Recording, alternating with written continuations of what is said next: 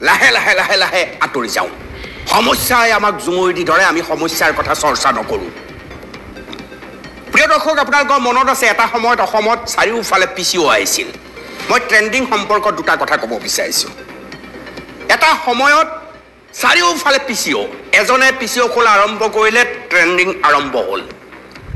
ব্যৱসায় কেৱল PCO PCO PCO PCO মাজত এটা খবৰ ওলাল আমি সকলোৱে ব্যৱসায় কৰিম আমি শাক পাচলিৰ বজাৰ দিম এজনে আৰম্ভ কৰিলে চাৰিওফালে শাক পাচলিৰ বজাৰ নচলিল বেছিদিন এই খবৰবোৰ ফেচবুক বা আন সামাজিক মাধ্যম তৎপৰ হৈ নথকাৰ সময়ৰ ট্ৰেণ্ডিং এয়া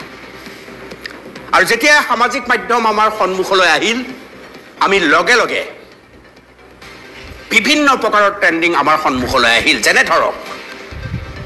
ইনষ্টাগ্ৰামত ৰিলছ আহি গ'ল ফেচবুকতো আহিল চাৰিওফালে কেৱল ৰিলছ ৰিলছ আৰু ৰিলছ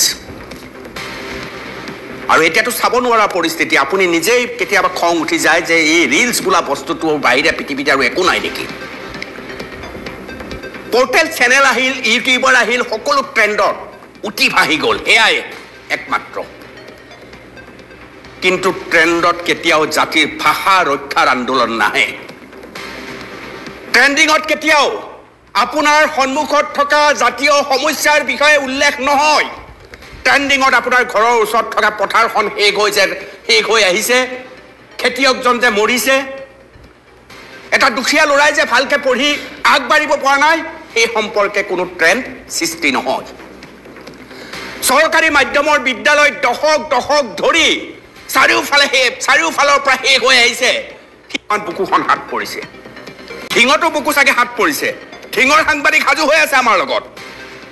এই ঘটনাৰ পিছতে আমি আমাৰ সাংবাদিকক তাত পঠিয়াই দিছিলোঁ যে নাগালেণ্ডত অৱশেষত ধৰা পৰিল দুই ধৰ্ষণ কাণ্ডৰ খলনায়ক দুজন খবৰটো আপোনালোকৰ ওচৰলৈ গৈছে নে নাই পৰিৱেশ আৰু পৰিস্থিতিক লৈ আপোনালোকে কি ক'ব খোজে আমাৰ সতীৰ্থ সাংবাদিক গৈ ঠিঙত উপস্থিত হৈছিল আহক পোনপ্ৰথমে ঠিং কাণ্ডৰ নাগালেণ্ডত ধৰা পৰা এই দুই পাখণ্ডক এতিয়া নগাঁওলৈ আনি আছে এতিয়াও নগাঁওলৈ আনি আছে কি কয় ঠিংবাসীয়ে শুনক হয় অনুপম বৰ্তমান সময়ত যি দুটা নৰপিশাচ পলায়নৰ অৱস্থাত আছে সেই দুজনক বৰ্তমান সময়ত নগাঁও প্ৰশাসনে গ্ৰেপ্তাৰ আৰক্ষীয়ে আটক কৰিছে আৰু বৰ্তমান সময়ত যি নগাঁৱৰ এছ পি অফিচত তেওঁলোকক সোধপোছ অব্যাহত আছে কিন্তু এইখিনি এটা কথা ক'বই লাগিব যে যি তিনিজন নৰপিশাচে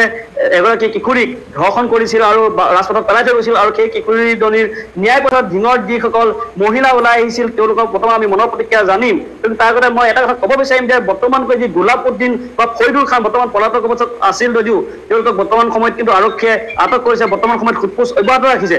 আৰু ঢিঙৰ যিসকল নাৰী ওলাই আহিছিল বা তেওঁলোকৰ মনৰ প্ৰতিক্ৰিয়া কি মই প্ৰথমে তেওঁলোকক পোনে জানিম যিহেতু আপোনালোকে যি ফৰিদুল খান বা গোলাপউদ্দিন পলাতক অৱস্থাত আছিল আৰু তেওঁলোকৰ গ্ৰেপ্তাৰ দাবীত আপোনালোকে প্ৰতিবাদত নামিছিল একেৰাহে 6 দিনকৈ প্ৰতিবাদ কৰিছিল আৰু আজি 16 দিনৰ পিছত কিন্তু আৰক্ষী সফল হ'ল বুলি ক'ব লাগিব আপোনালোকৰ প্ৰতিক্ৰিয়া কি হয় আসলতে আমাৰ প্ৰতিক্ৰিয়া বা আমাৰ উদ্দেশ্য এটোই আছিল যে যোনকিজন ধৰ্ষণকাৰী আছিল অভিযুক্ত আছিল তেওঁলোকক সোনকালে কৰায়ত্ব কৰি উচিত শাস্তি দিব লাগে যেহেতু এজন দ্বিতীয় দিনাখনে তেখেতে মৃত্যুবৰণ কৰিছিল যোনটো আমাক আৰক্ষী প্ৰশাসনে বা পুলিচ বিষয়ে আমাক জনোৱা মতে তেখেতে পানীত পৰি পেলাই জপিয়াই মৃত্যুবৰণ কৰিছিল যেটো আসলতে আমাৰ ৰাইজৰ কাৰণে এটা বহুত আচৰিতজনক বা এটা বহুত মানে সকলোকে মনত এটা সন্দেহ নমাই পেলাই গৈছিল কাৰণ এনেকে কেনেকে মৃত্যু হ'ব পাৰে এজন ধৰ্ষণকাৰীৰ মৃত্যু আসলতে পুৰুত কৰি এটো এটা আত্মহত্যাৰ নিচিনা হৈছিল কিন্তু আমি বিচাৰো যে ধৰ্ষণৰ নিচিনা যোনটো পাপ কাম সিহঁতে কৰে এই পাপ কামটোৰ এটাই মানে ইয়াৰ শাস্তি হেতু হল মৃত্যু কিন্তু মৃত্যুটো এনেকুৱা হ'ব লাগে যোনটো আসলতে গোটেই দেখে যাতে মনত ৰাখে গোটেই অসমে মনত ৰাখে গোটেই ঢিং ৰাইজে যাতে মনত ৰাখে আৰু ধৰ্ষণকাৰীৰ মনত যাতে মানে ভয় এটা হয় যে আমাৰ এনেকুৱা এটা কাম কৰিলে পাপ কাম কৰিলে আমাৰ এনেকুৱা ধৰণৰ মৃত্যু হ'ব পাৰে গতিকে আমি এতিয়া এটোৱে বিচাৰো যোনজনক অলৰেডি ধৰ্ষণকাৰী দুজনক আমি এতিয়া শুনিবলৈ পাইছো যে তেওঁলোকক কৰায়ত্ব কৰিছে নগাঁও পুলিচে আৰু তেওঁলোকক এতিয়া গ্ৰেপ্তাৰ কৰিছে বুলি আমি খবৰ পাইছো গতিকে আমি এটাই আশা কৰো তেওঁলোকক মানে উচিত শাস্তি দিয়ে, মানে কঠোৰতছে কঠোৰ শাস্তি দিয়ে, যাতে তেওঁলোকে কোনো কাৰণত মানে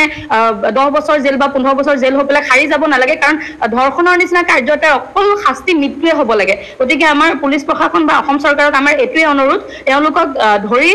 তেওঁলোকক হয় ফাঁচী কাঠত ওলমাওক, নহ'লে এনকাউণ্টাৰ কৰক। মুঠতে আমি ধিংবাসী ৰাইজে বা আমি মহিলাসকলে প্ৰতিবাদ কৰিছোঁ যে আমাৰ মূল উদ্দেশ্য এইটোৱে আছিলে, ধৰ্ষণকাৰীৰ শাস্তি কেৱল মৃত্যু। গতিকে তেওঁলোকে দুদিনৰ পিছত ওলাই যাব নোৱাৰে বা দুদিনৰ পিছত তেওঁলোকে বেল লৈ পেলাই বা যিকোনো প্ৰকাৰে ওলাই যাব নোৱাৰে। গতিকে আমি সকলোৱে আমি সেইটোৱে বিচাৰোঁ, তেওঁলোকৰ মৃত্যু হোৱাটো বিচাৰোঁ। আৰু মৃত্যুটো এনেকুৱা হ'ব লাগে যাতে ধিংবাসী ৰাইজে বা গোটেই অসমৰ মানুহে গম পায় যে তেওঁলোকক ফাঁচি দিয়া হৈছে বা তেওঁলোকক এনকাউণ্টাৰ কৰা হৈছে। হয় অনুপম, যি মহিলা ওলাই আহিছিল, যি নাৰী সুৰক্ষাৰ স্বাৰ্থত ওলাই আহিছিল, যি নেকি খিলঞ্জীয়াৰ স্বাৰ্থত ভাদ মাহতো তেওঁলোকে ঘৰ বাৰী এৰি যি নামঘৰ থান বা যি সত্ৰ সকলো তেওঁলোকে ত্যাগ কৰি তেওঁলোকে আনকি কেঁচুৱা পৰ্যন্ত ঘৰত চহৰীয়া তেওঁলোকে ওলাই আহিছিল, ৰাজপথত ওলাই আহিছিল, তেওঁলোকে ন্যায় দাবী কৰিছিল আৰু ছদিনকৈ একেৰাহে তেওঁলোকে প্ৰতিবাদত নামিছিল, বিভিন্ন তেওঁলোকে প্ৰতিবাদী কাৰ্যসূচী হাতত লৈছিল। কিন্তু তাৰপিছত কিন্তু পলাই ফুৰিছিল দুজনকৈ। নিশ্চয়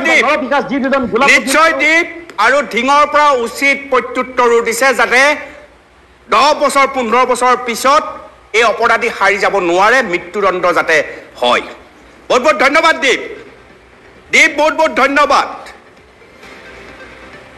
ধিং এই ট্ৰেণ্ডিঙৰ মাজত অন্ততঃ ধিঙৰ অপৰাধী ধৰা পৰিছে, এই খবৰ আহিছে।